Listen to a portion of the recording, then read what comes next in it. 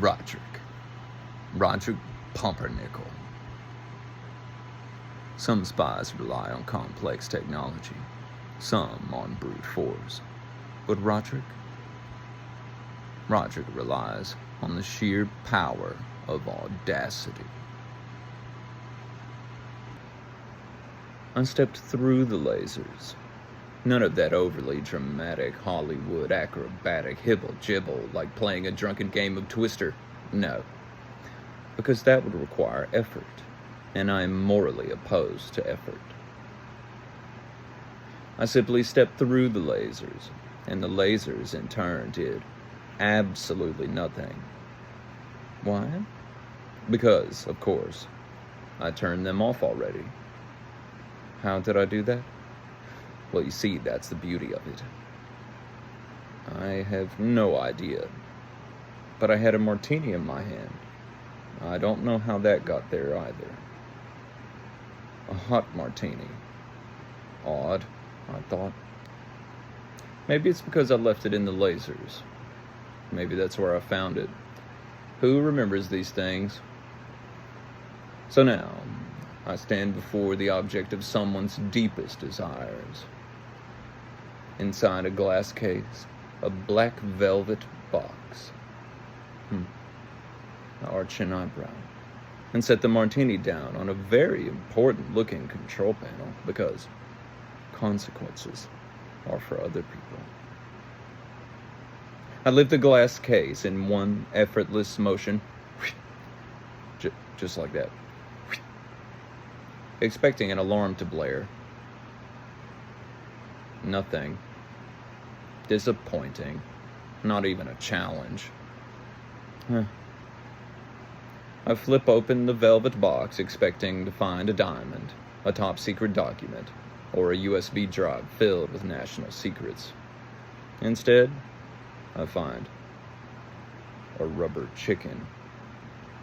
A single rubber chicken nestled in velvet, looking up at me with the deeply unsettling stare of something that had no business being this well guarded. I close the box. I open it again. Still the chicken. I considered this deeply. About as deeply as a man with a half-drunk martini and a borderline pathological aversion to taking things seriously could. And then, because ultimately I was not paid to ask questions, I simply picked up the box, tucked it under my arm, and turned on my heel. Exit stage left.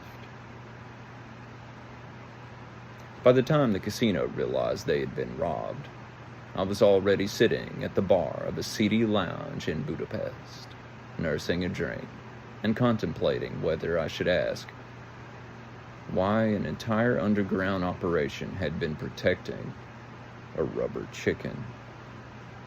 I decided against it. Not my monkey, not my show.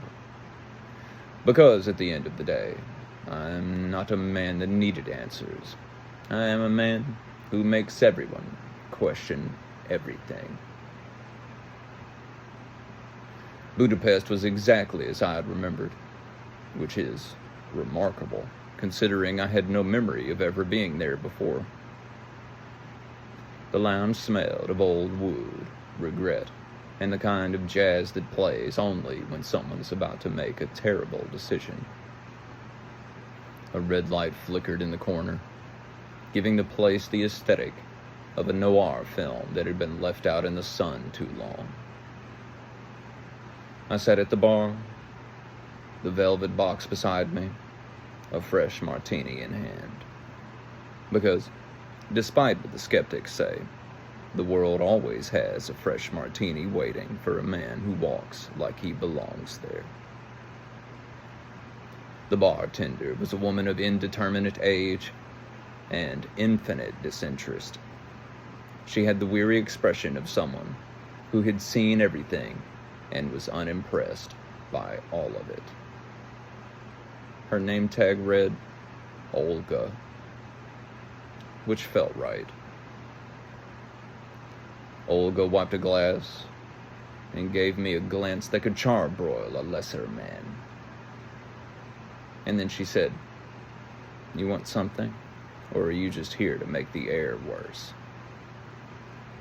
I took a sip of my drink, savoring it, unsure if it was poisoned, but committed to the experience anyway. I said, "I'd love a good story. Something with romance, betrayal, and impossible mild explosions."